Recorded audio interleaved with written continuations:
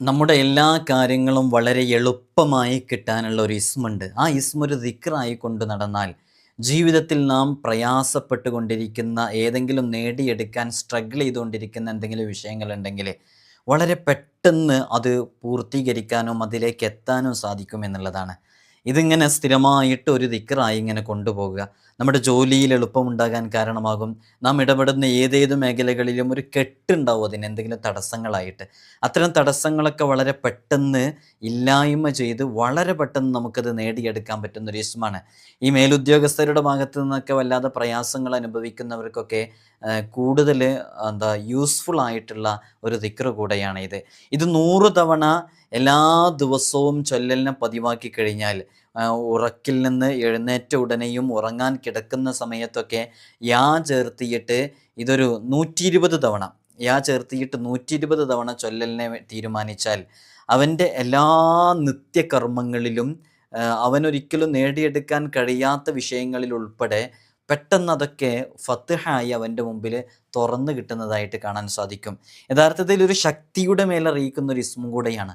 അസ്മാഉൽ ഹുസ്നയിലെ ശക്തിയുടെ മേലറിയിക്കുന്ന കുറച്ച് ഇസ്മുകളൊക്കെ ഉണ്ട്.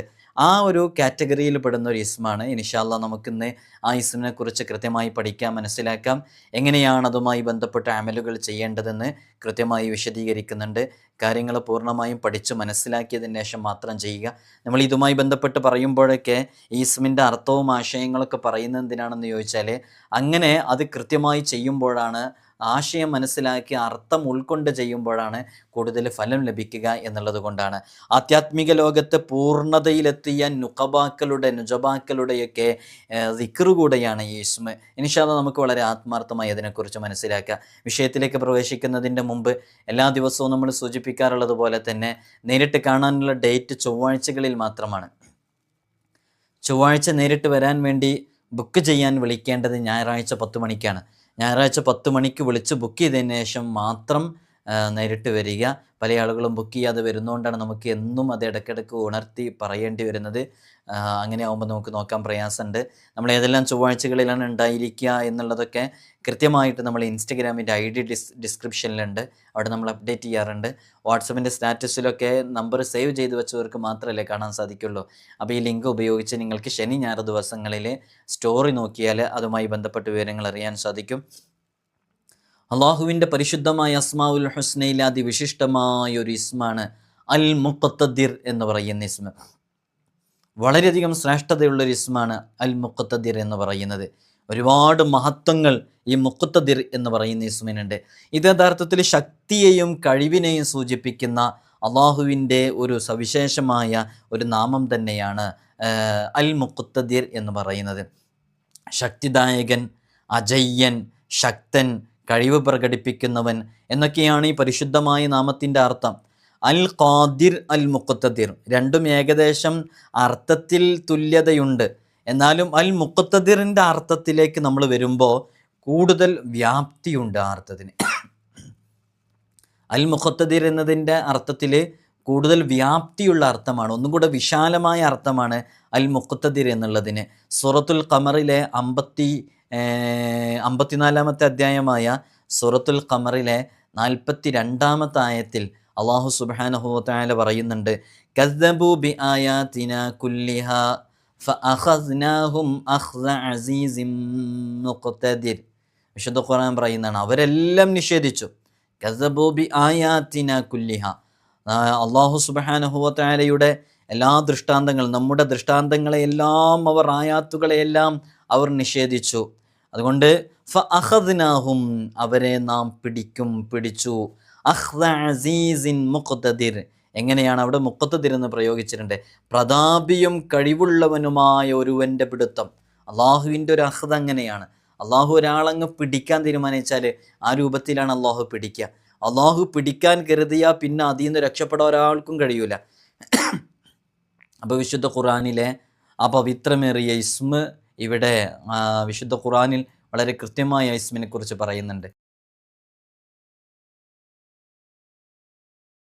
അൽ മുഖ്തദിർ എന്നുള്ള ഇസ്മ വിശുദ്ധ ഖുർആനിലെ സൂറത്തുൽ ഖമറിൽ അതുമായി ബന്ധപ്പെട്ട് പറഞ്ഞതാണ് നമ്മൾ വിശദീകരിച്ചത്.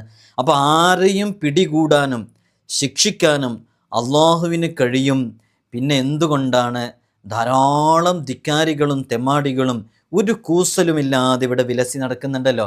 അള്ളാഹുവിനെ ഇങ്ങനെയൊക്കെ പിടിക്കാനും പിടികൂടാനും ശിക്ഷിക്കാനും ഒക്കെ കഴിയുമെങ്കിൽ പിന്നെ ഒരുപാട് ആളുകൾ ഇവിടെ ഒരു കൂസലുമില്ലാതെ യഥേഷ്ടം വിലസി നടക്കുന്നുണ്ടല്ലോ. അപ്പം എന്താണ് അതിൻ്റെ ഒരു മറുപടി? എന്താ? അള്ളാഹു അവരെ അള്ളാഹു അവരെ ശിക്ഷിക്കാൻ ഉദ്ദേശിച്ചിട്ടില്ല എന്നുള്ളതാണ്. അള്ളാഹു അവരെ ശിക്ഷിക്കാൻ ഉദ്ദേശിച്ചു കഴിഞ്ഞാൽ അവൻ്റെ മുമ്പിൽ ആർക്കും ഒരു പുൽക്കൊടിയുടെ വില പോലും ഉണ്ടാകില്ല. ഈ ലോകം അവസാനിപ്പിച്ച് പുനരുദ്ധാരണ നാൾ നിലവിൽ വരുത്താൻ അവന് കഴിയും. പക്ഷേ അപ്പോൾ അവൻ ഉദ്ദേശിക്കാത്തത് കൊണ്ടാണ് അള്ളാഹു സുബ്ഹാനഹു വ തആല ആ രൂപത്തിൽ അവനെ ശിക്ഷിക്കാത്തത്. അത് അള്ളാഹു ഒരു സമയം അതിന് കണ്ടെത്തിയിട്ടുണ്ട്. നമ്മളിപ്പോൾ ഇര പിടിക്കുന്ന സമയത്ത്, നമ്മൾ ചൂണ്ടലിടുന്നൊക്കെ സമയത്ത്, മീനിനെ പിടിക്കുന്ന സമയത്തൊക്കെ നമ്മൾ ചൂണ്ടലിൽ എര കൊത്തിയിട്ട് മീനിങ്ങനെ പോകില്ല. അപ്പോൾ മീൻ വിചാരിക്കും ഈ ഈ ഇര എനിക്ക് അനുകൂലമായിട്ടാണുള്ളത് അല്ലേ. എന്നിട്ട് സന്തോഷത്തോടു കൂടെ അതിങ്ങനെ ആ ഇര തിന്നുന്ന സമയത്തായിരിക്കും പെട്ടെന്നൊരു വലി വരിക. ആ വലിയിലൂടെ അവൻ്റെ ജീവൻ, ആ മത്സ്യത്തിൻ്റെ ജീവൻ അവസാനിക്കുന്ന രൂപത്തിലേക്കായിരിക്കും സംഭവിക്കുക അല്ലേ. അതുപോലെ ഈ ദുനിയാവിൽ അക്രമവും അരാജകത്വവും ഒക്കെ നടത്തിക്കൊണ്ടിരിക്കുന്ന ആളുകൾ, ഒരുപാട് ആളുകളുണ്ടാവും. അവർക്ക് യഥേഷ്ടം സുലഭമായി വിലസിക്കൊണ്ടിരിക്കണം. അവർ തോന്നിയതുപോലെ ജീവിച്ചുകൊണ്ടിരിക്കുകയാണ്. കള്ളിലും പെണ്ണിലും ലഹരിയിലും കഞ്ചാവിലൊക്കെ ആയിട്ട് ജീവിച്ചുകൊണ്ടിരിക്കുമ്പോൾ നമ്മൾ വിചാരിക്കും നമ്മളിങ്ങനെ നിസ്കരിച്ച് നോമ്പനുഷ്ഠിച്ച് ഇങ്ങനെ സക്കാത്തും കൊടുത്ത് ദിക്റുകൾ ചൊല്ലി എല്ലാ സമയത്തും തഹജ്ജുദ് പോലും ഒഴിവാക്കാതെ നിസ്കരിക്കുന്നു, എന്നിട്ട് നമുക്ക് വലിയ പ്രയാസങ്ങൾ ഉണ്ടാകുന്നു, അവർക്കൊരു പ്രയാസവും ഇല്ലയെന്ന്. അത് അള്ളാഹു ഉദ്ദേശിച്ച്, അല്ലെങ്കിലും മഹാന്മാരൊക്കെ പറയുന്നത് കാണാം, അള്ളാഹു ഒരു അടിമയെ ഇഷ്ടപ്പെട്ട് കഴിഞ്ഞാൽ ആ അടിമയ്ക്ക് അള്ളാഹു സുബ്ഹാനഹു വ തആല ഒരുപാട് പരീക്ഷണങ്ങൾ നൽകുമെന്നുള്ളതാണ്. എന്തിനാണ് അള്ളാഹു ഒരു അടിമയെ ഇഷ്ടപ്പെട്ട് കഴിഞ്ഞാൽ പരീക്ഷണങ്ങൾ നൽകുന്നത്? നിങ്ങളിത് കൃത്യമായി മനസ്സിലാക്കണം. ഒരടിമയെ അള്ളാഹു ഇഷ്ടപ്പെട്ട് കഴിഞ്ഞാൽ എന്തിനാണ് അള്ളാഹു അവർക്ക് പരീക്ഷണങ്ങൾ നൽകുന്നത്? അതിൻ്റെ ആൻസർ മനസ്സിലാക്കി വെച്ചോ. വലിയ രോഗങ്ങൾ നൽകും, അല്ലെങ്കിൽ എന്തെങ്കിലും മക്കളെ അള്ളാഹു തിരിച്ചു വിളിച്ചിട്ട്, ഭർത്താവിനെ തിരിച്ചു വിളിച്ചിട്ട്, ഭാര്യയെ തിരിച്ചു വിളിച്ചിട്ട് ദുനിയാവിൽ വലിയ പരീക്ഷണങ്ങൾ എന്തിനാണ് നൽകുന്നത്? അത് നൽകുന്നതിന് കാരണം മഹാന്മാർ പറയുന്നുണ്ട്, ഈ ആളെക്കുറിച്ച് അള്ളാഹുവിന് ഒരു ഉന്നതമായ സ്ഥാനത്തേക്ക് എത്തിക്കാൻ അള്ളാഹുവിന് ഉദ്ദേശമുണ്ട്. ആ ഉന്നതമായ സ്ഥാനത്തേക്ക് എത്തിക്കാൻ അവന് ചെയ്യുന്ന ഇബാദത്തുകൾ മതിയാകാതെ വരികയാണ്. അവൻ തഹജ്ജുദ് നിസ്കരിക്കുന്നുണ്ട്, തറാവീഹ് നിസ്കരിക്കുന്നുണ്ട്, അവന് വിത്ർ 11 റക്അത്ത് നിസ്കരിക്കുന്നുണ്ട്, അങ്ങനെ പകലൊക്കെ നിന്ന് നിസ്കരിച്ചിട്ടും അവന് അള്ളാഹു ഉദ്ദേശിച്ചൊരു ഉന്നതമായ സ്ഥാനമുണ്ട്. ആ സ്ഥാനത്തേക്ക് അവൻ എത്താൻ സാധിക്കുന്നില്ല. അതിനെത്തണമെങ്കിൽ ഇനിയും കുറച്ചും കൂടെ പ്രതിഫലം അവനക്ക് ലഭിക്കേണ്ടതുണ്ട്. ആ പ്രതിഫലം ലഭിക്കാൻ വേണ്ടിയിട്ട് മക്കളെ അവൻ തിരിച്ചു വിളിക്കും, അല്ലെങ്കിൽ വലിയ എന്തെങ്കിലും രോഗങ്ങൾ കൊടുക്കും. അപ്പോൾ മക്കളെ തിരിച്ചു വിളിക്കുമ്പോൾ ഇവൻ ഇത്രയും ആത്മാർത്ഥതയിൽ ജീവിക്കുന്ന ആളാകുമ്പോൾ അതിൽ സ്വബറുണ്ടാവും, അവന് ക്ഷമ ഉണ്ടാവും. അപ്പോൾ ആ ക്ഷമ കാരണമായിട്ട് അള്ളാഹു അവന് ഇബാദത്ത് ചെയ്യുന്നതിനേക്കാളും കൂടുതൽ, ഇതിനേക്കാളും പുറമെ ഈ ഒരു പ്രതിഫലവും കൂടി, ക്ഷമിച്ച മോൻ നഷ്ടപ്പെട്ടതിൻ്റെ പേരിൽ ക്ഷമിച്ച പ്രതിഫലം കൂടി ഇതിലേക്ക് ആഡ് ചെയ്തുമ്പോൾ അള്ളാഹു ഉദ്ദേശിച്ച സ്ഥാനത്തേക്ക് എത്താൻ കഴിയും. ഇങ്ങനെ തന്നെ ഇതിനെക്കുറിച്ച് മഹാന്മാർ വിശദീകരിച്ചിട്ടുണ്ട്. ഞാനതിൻ്റെ അറബി വാക്യങ്ങളൊന്നും വായിച്ച് സങ്കീർണതയിലേക്ക് കൊണ്ടുപോകാതിരിക്കുകയാണ്. അങ്ങനെ തന്നെ അതിനെക്കുറിച്ച് വിശദീകരിച്ചിട്ടുണ്ട്. അപ്പോൾ അതുകൊണ്ടാണ് അള്ളാഹു ഒരു അടിമയെ ഇഷ്ടപ്പെട്ട് കഴിഞ്ഞാൽ അത്രമേൽ അള്ളാഹു പരീക്ഷിക്കാനുള്ള കാരണം അതാണ്. അപ്പോൾ നമ്മളിത് കൃത്യമായി മനസ്സിലാക്കി വെക്കണം.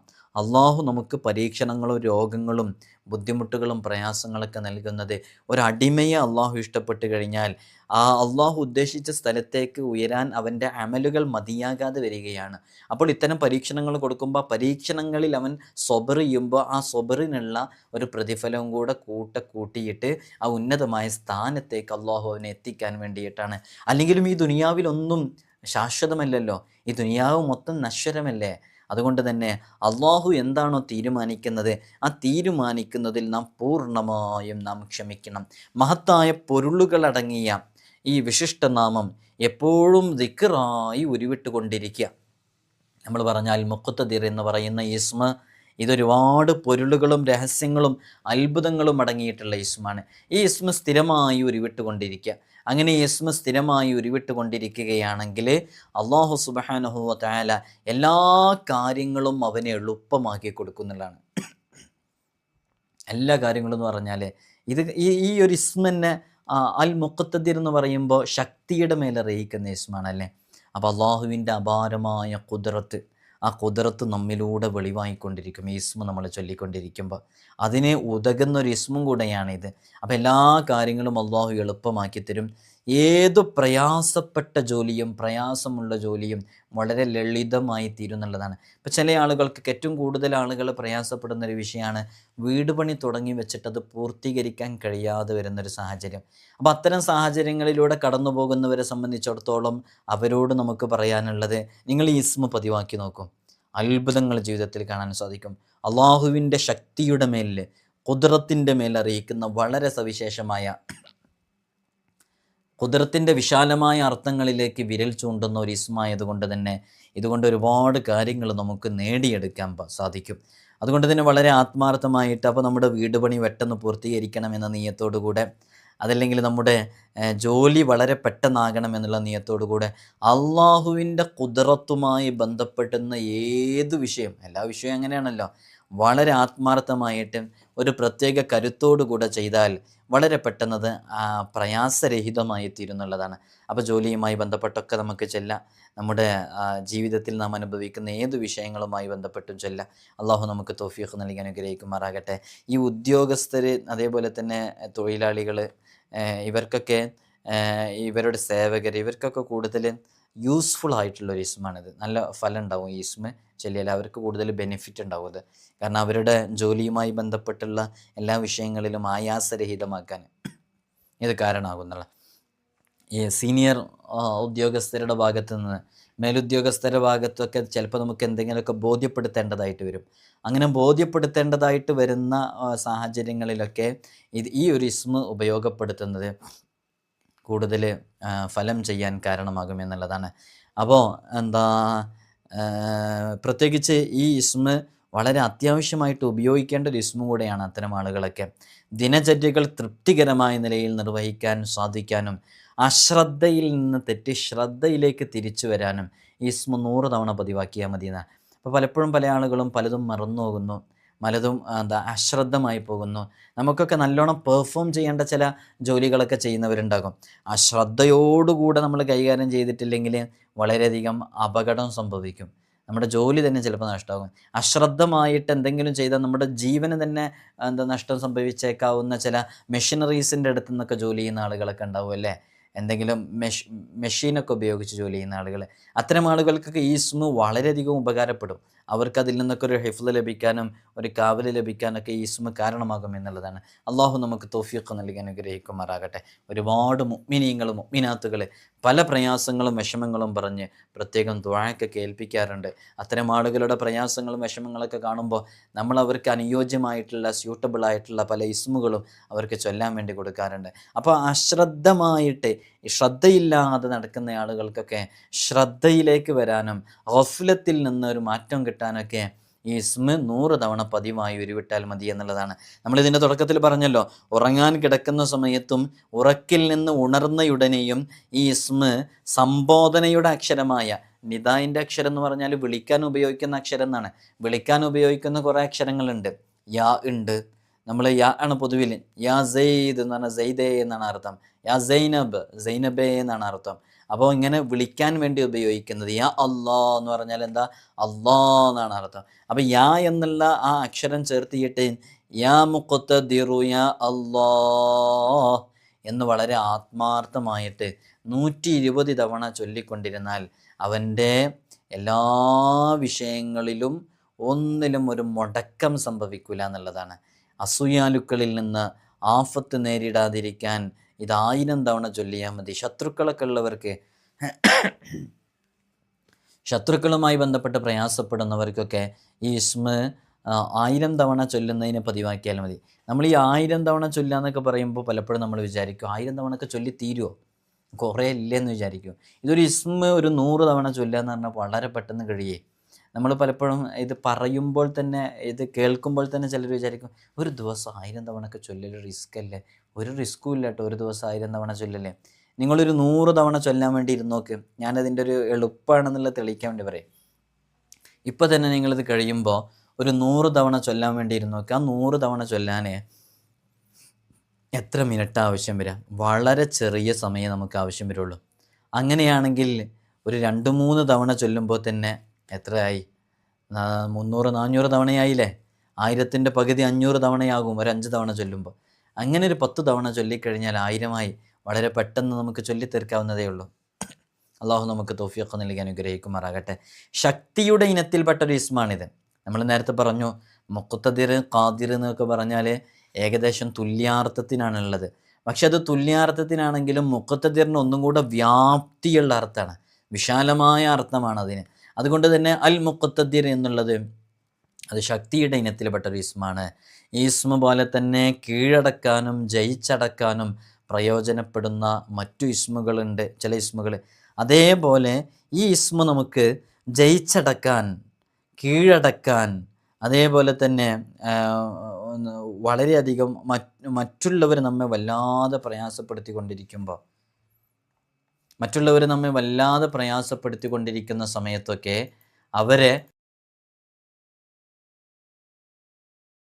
അവരുടെ മുമ്പിൽ തോറ്റുപോകുമോ എന്നൊക്കെ തോന്നിപ്പോകുന്ന ചില സന്ദർഭങ്ങളുണ്ടായേക്കാം. മറ്റുള്ളവർ വല്ലാതെ പ്രയാസപ്പെടുത്തുമ്പോൾ ഒരു നിലയ്ക്ക് ഇനി എന്ത് എന്നുള്ളൊരു ചോദ്യത്തിന് മുമ്പിൽ മറുപടി പറയാൻ കഴിയാതെ പ്രയാസപ്പെട്ട് നിൽക്കുമ്പോഴൊക്കെ നമുക്ക് ഈ ഇസ്മൊന്ന് ചൊല്ലിയാൽ മതി. വളരെയധികം മാറ്റങ്ങളുണ്ടാകും, അത്ഭുതങ്ങൾ നമ്മുടെ ജീവിതത്തിൽ സംഭവിക്കും. അള്ളാഹു നമുക്ക് ഈ ഇസ്മ കൊണ്ട് ഉപയോഗപ്പെടുത്താവുന്ന ഗുണങ്ങളൊക്കെ ഉപയോഗപ്പെടുത്താനുള്ള തൗഫീഖ് നൽകട്ടെ. ഷഹീദ്, ഖാഹിർ, ഖവി ഇതൊക്കെ ശക്തിയുടെ മേലറിയിക്കുന്ന ഇസ്മാണ്. ഈ ഇസ്മുകളെ പോലെ തന്നെയാണ് ഈ കറുത്ത വാവ് ഉള്ള ദിവസം ഉണ്ടല്ലോ, അന്നത്തെ ദിവസം രാത്രി 7ാമത്തെ സാഴത്തിൽ, ഇതൊക്കെ എല്ലാവർക്കും അറിഞ്ഞുകൊള്ളുന്നില്ല. സാഴത്ത് എന്ന് പറഞ്ഞ സമയത്തിന് നമ്മൾ കുറച്ചിങ്ങനെ പാർട്ടായിട്ട് മാറ്റിയിട്ട് 1ാം സാഴത്ത് എന്നൊക്കെ പറയും. അങ്ങനെ 7ാമത്തെ സാഴത്തിൽ ഈ ഇസ്മ വീട്ടിലൊരു ഇരുൾ മുറ്റിയ റൂമിൽ വെച്ച് ഒരാൾ അയാളെ വല്ലാതെ ആക്രമിച്ചു പോയി. വീട്ടിൽ കയറിയിട്ട് ആക്രമിച്ചും, ഇവന് മർദ്ദിതനാണ്, വല്ലാതെ ആക്രമിച്ചു പോയി, ആയുധങ്ങൾ ഉപയോഗിച്ചൊക്കെ ആക്രമിച്ചു സങ്കല്പിക്കാം. അപ്പോൾ ആക്രമിയുടെ അക്രമങ്ങൾ വീണ്ടും വരാതിരിക്കാനും സംഭവിക്കാതിരിക്കാനൊക്കെ വളരെ ആത്മാർത്ഥമായിട്ട് ചൊല്ലിയാൽ ഫലം കിട്ടുന്നതാണ്. ഇതൊക്കെ ഈ സമയവും ഷർത്തുകളൊക്കെ പാലിച്ചു ചൊല്ലണം. അല്ലെങ്കിൽ ഇനി മേലിൽ അത്രയും ആളുകളുടെ അക്രമം ലഭിക്കാതിരിക്കാൻ, അല്ലെങ്കിൽ ആക്രമിക്കാൻ സാധ്യതയുള്ള ആളുകളെ നമുക്കറിയാം. എന്നാൽ അത്തരം ആളുകൾ തീരെ ആക്രമിക്കാതിരിക്കാൻ, അക്രമം ചെയ്യുന്നതിൻ്റെ മുമ്പ് ചെയ്യാം, ആക്രമിച്ചതിൻ്റെ ശേഷവും ചെയ്യാം, ഇങ്ങനെയൊക്കെ ചെയ്യാൻ പറ്റും. അപ്പോൾ അവർക്കെതിരെ പ്രത്യേകം പ്രാർത്ഥിച്ച് ദുആ ചെയ്ത് കഴിഞ്ഞാൽ, ഇസ്മ ചൊല്ലിക്കഴിഞ്ഞാൽ വെടിയുണ്ട പോലെ അത് ഫലിക്കുന്നുള്ളതാണ്. വളരെ പെട്ടെന്ന്. ചില സമയത്തൊക്കെ നമ്മൾ നിസ്സഹായമായിട്ടിരിക്കും. എന്താ ചെയ്യേണ്ടതെന്ന് നമുക്കൊരു ഒരു ഐഡിയ ഉണ്ടാവില്ല. എങ്ങനെയാണ് ഇതിനോട് ഇടപെടേണ്ടത്? അവനിപ്പോൾ വന്ന് എന്തെങ്കിലും ചെയ്യുമല്ലോ. പല ആളുകളും പറയാറുണ്ട്, ഉസ്താദേ ഞാൻ അനിവാര്യമായ ഘട്ടത്തിൽ എടുത്തു പോയതാണ്, അങ്ങനെ ഒരു ക്യാഷ് വാങ്ങിച്ചതാണ്. ഇപ്പോൾ ഗുണ്ടകളെ വിട്ട് വീട്ടിലേക്ക് ചോദിക്കാൻ വേണ്ടി വരികയാണ്. അവരേത് നിമിഷവും എന്നെ ആക്രമിക്കാൻ സാധ്യതയുണ്ട്, അവരെന്നെ പുറത്തിറങ്ങാൻ വേണ്ടി കാത്തിക്കണമെന്നൊക്കെ പലരും പറയാറുണ്ട്. അത്തരം സന്ദർഭങ്ങളിലൊക്കെ നമുക്ക് ഉപയോഗപ്പെടുത്താവുന്ന ഒരു ഇസ്മൂടെയാണ് യാ മുഖ്തദിറു യാ അള്ളാഹ് എന്ന് പറയുന്ന ഇസ്മ. നമ്മൾ ഇത്തരം ആപൽ ഘട്ടങ്ങളിലൊക്കെ നമുക്ക് ആരോടാണ് പ്രിയമുള്ളവരെ പറയാൻ പറ്റുക?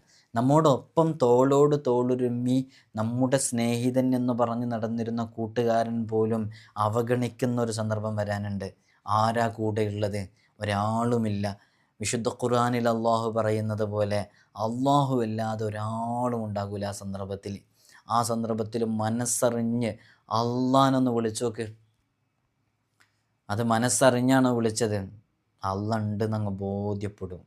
അങ്ങനെ അതിൻ്റെ ഫലം നമുക്ക് അനുഭവിക്കാൻ സാധിക്കും. അതാണ് അതിൻ്റെ ഒരു പ്രത്യേകത. അള്ളാഹു നമുക്ക് തൗഫീഖ് നൽകി അനുഗ്രഹിക്കുമാറാകട്ടെ. അപ്പോൾ ഇത് അക്രമികളുടെ ശല്യത്തിൽ നിന്ന് വളരെ പെട്ടെന്ന് രക്ഷ കിട്ടാനും അക്രമികൾ ആക്രമിക്കാതിരിക്കാനും അക്രമിക്കെതിരെയൊക്കെ ദുആ ചെയ്യുമ്പോൾ വളരെയധികം ശ്രദ്ധിക്കണം കേട്ടോ. അക്രമിക്കെതിരെ ദുആ ചെയ്യുന്ന സമയത്ത് പരിധി ലംഘിക്കാൻ പാടില്ല. അക്രമത്തിൻ്റെ തോതിനേക്കാൾ കവിഞ്ഞുകൊണ്ട് ദുആ ചെയ്യാൻ പാടില്ല. പ്രാർത്ഥന നിർവഹിക്കാൻ മറ്റൊരാളെ ഏൽപ്പിക്കാതിരിക്കലാണ് നല്ലത്. മർദ്ദിതൻ്റെ പ്രാർത്ഥനയ്ക്ക് ഉത്തരമുണ്ട്. അത് ഹബീബായ സല്ലല്ലാഹു അലൈഹി വസല്ലം തങ്ങൾ പറഞ്ഞിട്ടുണ്ട്.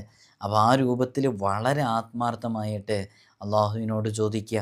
അപ്പോൾ ചോദിക്കുന്ന സമയത്ത് അതിലെന്താണ് ഒരു നല്ല തീരുമാനം അള്ളാഹുവിനോട് ചോദിച്ചു കഴിഞ്ഞാൽ വളരെ റാഹത്തോടുകൂടെ നമുക്കതിനെ നമ്മുടെ വിഷയത്തിലൊരു ഫത്ഹ് ലഭിക്കാൻ കാരണമാകും. വെടിയുണ്ട പോലെ അവരുടെ എന്താ വിഷയങ്ങളിലൊരു പരിഹാരം ലഭിക്കും. അതേത് രൂപത്തിലാണോ നമുക്ക് ഹൈറായിട്ട് ലഭിക്കേണ്ടത് ആ രൂപത്തിൽ തന്നെ സംഭവിക്കും എന്നുള്ളതാണ്. അപ്പോൾ ഇതിങ്ങനെ ഇരുൾ മുറ്റിയ റൂമിൽ നമ്മൾ പറഞ്ഞല്ലോ, എന്താ കറുത്ത വാവിൻ്റെ ഒരു രാത്രിയിൽ 7ാമത്തെ സായത്തിൽ ഇരുൾ മുറ്റിയ റൂമിൽ ഒരു പായ അങ്ങനത്തെ ഒന്നും വിരിക്കാതെ വെറും നിലത്താണ് ഇരിക്കേണ്ടത്. തല താഴ്ത്തിയാണ് ഇരിക്കേണ്ടത്. തല താഴ്ത്തിയിരുന്ന് ദുആ ചെയ്യണം. 2 റക്അത്ത് സുന്നത്ത് നിസ്കരിച്ച ശേഷമാണ് ഈ ദുആയൊക്കെ ചെയ്യേണ്ടത്. ഓരോ സുജൂദിൻ്റെ ഒടുവിലും 100 തവണ യാ ഷദീദു ഖുദ് ഹഖി മിൻ ഫുലാൻ, അവിടെ പേരറിയുന്നുണ്ടെങ്കിൽ പേര് ചേർത്ത് കൊടുക്കുക, ഫുലാൻ എന്നുള്ളിടത്ത്. അപ്പോൾ യാ ഷദീദു ഖുദ് ഹഖി മിൻ ഫുലാൻ എന്നൊക്കെ പറഞ്ഞ് വളരെ ആത്മാർത്ഥമായിട്ട് ദുആ ചെയ്ത് കഴിഞ്ഞാൽ വളരെയധികം ഫലം ലഭിക്കും എന്നുള്ളതാണ്. അള്ളാഹു നമുക്ക് തൗഫീഖ് നൽകി അനുഗ്രഹിക്കുമാറാകട്ടെ. പക്ഷേ ഇതൊന്നും പരിധി വിടാനോ അതിൽ ലംഘിക്കാനോ ഒന്നും പാടില്ല. നമ്മളൊരാളെ ആക്രമിക്കാനോ ഒരാളെ തളർത്താനോ ഒരാളെ മോശപ്പെടുത്താനോ ഒന്നും വേണ്ടിയിട്ടല്ല. നമുക്ക് അയാളുടെ ഷെറിൽ നിന്ന് രക്ഷ ലഭിക്കാൻ ഒരാളും നമ്മെ സഹായിക്കാനില്ല, ഒരാളും നമ്മെ കൂട്ടിനില്ല. അത്തരം സന്ദർഭങ്ങളിൽ അള്ളാഹുവിനോട് നമുക്ക് വളരെ ആത്മാർത്ഥമായിട്ട് നമ്മുടെ വിഷയങ്ങൾ പറഞ്ഞ് ദുആ ചെയ്യാൻ വേണ്ടിയിട്ട് മാത്രമേ ഇതൊക്കെ ഉപയോഗിക്കാവൂ എന്ന് സാന്ദർഭികമായി ഉണർത്തുകയാണ്. അൽ മുഖ്തദിർ എന്ന് പറയുന്ന ഇസ്മിൻ്റെ അദദ് നമുക്ക് ചർച്ച ചെയ്യാം. മീം നമുക്കറിയാം, അബ്ജദ് ഹവസ് ഹുത്തി കലമൻ, മീം എന്ന് പറഞ്ഞാൽ 30ആണ്. ഖാഫ് നമുക്കറിയാം, ഖാഫ് 100ആണ്. അപ്പോൾ 100 മീം കലമൻ എന്ന് പറയുമ്പോൾ 40ആണല്ലോ. മീം 40, ഖാഫ് 100. അപ്പോൾ 100 40 140. താ എന്നുള്ളത് 400ആണ്. അപ്പോൾ 400 100 500 540. പിന്നെ ദാല് 4ആണ്, 544. 544 റാ 200ആണ്. അപ്പോൾ 544ഉം 200ഉം 744ആണ് ഇതിൻ്റെ അദദ്.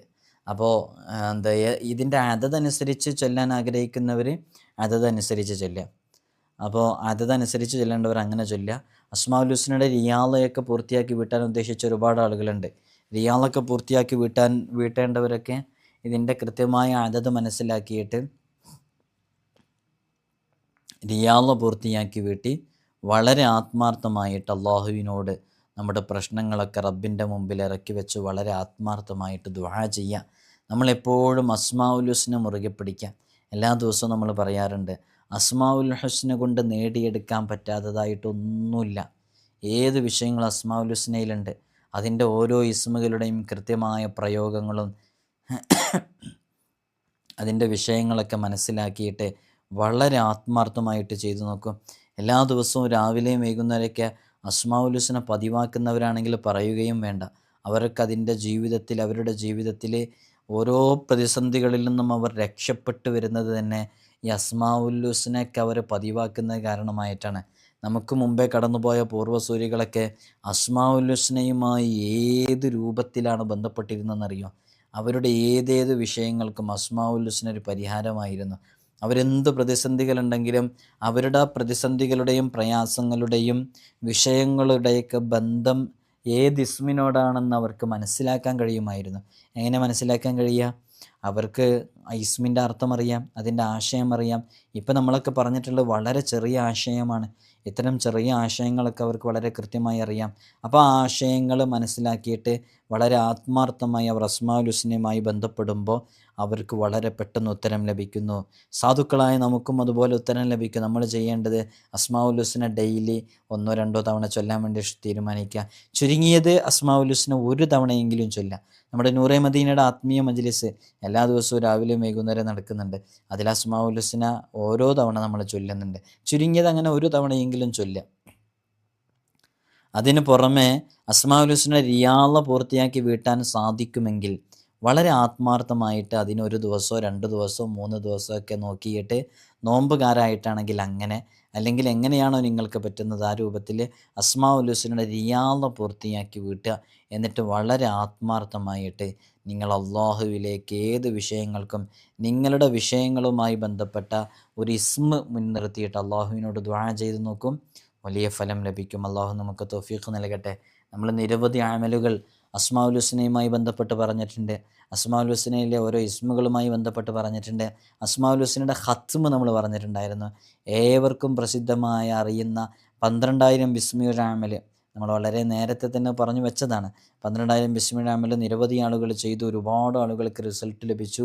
അങ്ങനെ 12,000 ബിസ്മിൽ അമൽ, സൂറത്തുൽ ഫത്തഹിൻ്റെ അമൽ, യാ ലത്തീഫ് എന്ന് പറയുന്ന വളരെ സവിശേഷമായൊരു ഇസ്മ, ഒരുപാട് അമലുകൾ അതുമായി ബന്ധപ്പെട്ടതുണ്ട്. മഹാന്മാരൊക്കെ യാ ലത്തീഫ് എന്ന് പറയുന്ന ഇസ്മാണ് പലപ്പോഴും അവരുടെ അടുക്കലേക്ക് പ്രയാസങ്ങൾ പറഞ്ഞു വരുന്ന ആളുകൾക്ക് ചൊല്ലാൻ കൊടുക്കാറുള്ളത്. ആ യാ ലത്തീഫ് എന്ന് പറയുന്ന ഇസ്മുമായി ബന്ധപ്പെട്ടത്. സൂറത്തു യാസീനെ കുറിച്ച് നമ്മൾ എന്നും ഓതുന്നതുകൊണ്ട് നിസ്സാരമായി കാണേണ്ട ഒരു സൂറത്തൊന്നല്ലത്. അത് വളരെയധികം നമ്മുടെ ജീവിതത്തിൽ മാറ്റങ്ങൾ സംഭവിക്കാൻ കാരണമാകുന്ന ഒരു ഇസ്മാണ് സൂറത്താണ് സൂറത്തു യാസീൻ. സൂറത്തു യാസീൻ ഏതാവശ്യത്തിന് വേണ്ടിയാണ് ഓതുന്നത് ആ ആവശ്യം പൂർത്തീകരിക്കപ്പെടുമെന്നാണ് ഹബീബായ സല്ലല്ലാഹു അലൈഹി വസല്ലം തങ്ങൾ ഉൾപ്പെടെ നമ്മോട് പറഞ്ഞിട്ടുള്ളത്. അതുകൊണ്ട് തന്നെ സൂറത്ത് യാസീൻ കൊണ്ടുള്ള നിരവധി അമലുകൾ നമ്മൾ പറഞ്ഞിട്ടുണ്ട്. അത് 25 തവണ ഓതേണ്ടത്, അത് 4 തവണ ഓതേണ്ടത്, അതൊരു പള്ളിയിലെ ജമാഅത്ത് കഴിഞ്ഞ് പുരുഷന്മാർ അതേ ഇരുത്തത്തിലിരുന്ന് 3 തവണ ഭൗതിക സംസാരങ്ങളില്ലാതെ ഓതേണ്ട രൂപം, സൂറത്ത് യാസീനിൻ്റെ ആയത്തുകൾക്കിടയിൽ പ്രത്യേകമായിട്ട് ചൊല്ലേണ്ട കാര്യങ്ങൾ ചൊല്ലിയിട്ട് ദുആ ചെയ്യേണ്ട രൂപം, ഇങ്ങനെയൊക്കെ നിരവധി അമലുകൾ നമ്മൾ പറഞ്ഞിട്ടുണ്ട്. ഇതൊക്കെ ഏതെങ്കിലും സന്ദർഭങ്ങളിൽ സമയം കിട്ടുമ്പോഴൊക്കെ ആത്മാർത്ഥമായിട്ട് ചെയ്തു നോക്കുക. അള്ളാഹു നമ്മുടെ വലിയ ആഗ്രഹങ്ങൾ, ഒരിക്കലും നടക്കില്ലെന്ന് കരുതിയ ആഗ്രഹങ്ങളൊക്കെ വളരെ പെട്ടെന്ന് നമ്മുടെ മുമ്പിൽ അതിൻ്റെ വഴികളൊക്കെ തുറന്നു കിട്ടുന്നത് നമുക്ക് കാണാൻ സാധിക്കും. ആധ്യാത്മികമായി പൂർണ്ണത പ്രാപിച്ചവരുടെ നേതാക്കളായ നുജബാക്കളുടെ ദിക്റാണ് ഈ ഇസ്മ എന്ന് മഹാന്മാർ പറയുന്നുണ്ട്. ഇത് മോതിരത്തിൽ കൊത്തി വിരലിലിട്ട് കഴിഞ്ഞാൽ ലഭിക്കുന്ന നേട്ടങ്ങളെക്കുറിച്ച് മഹാന്മാർ പറഞ്ഞിട്ടുണ്ട്. നമ്മളിപ്പോൾ അതിലേക്കൊന്നും പ്രവേശിച്ചിട്ടില്ല. നമ്മൾ ചെറിയ രൂപത്തിൽ മാത്രമേ ഇതിനെക്കുറിച്ച് വിശദീകരിച്ചിട്ടുള്ളൂ. അല്ലാഹു സുബ്ഹാനഹു വ തആല നമുക്ക് ചെയ്യുന്ന, നാം ഇടപെടുന്ന എല്ലാ മേഖലകളിലും അല്ലാഹു നമുക്ക് വലിയ ഫത്ഹ് നൽകട്ടെ. എല്ലാവരും ദുആ ചെയ്യണമെന്ന് ഓർമ്മപ്പെടുത്തുകയാണ്. അസ്സലാമു അലൈക്കും വറഹ്മത്തുള്ളാഹി വബറകാതുഹു.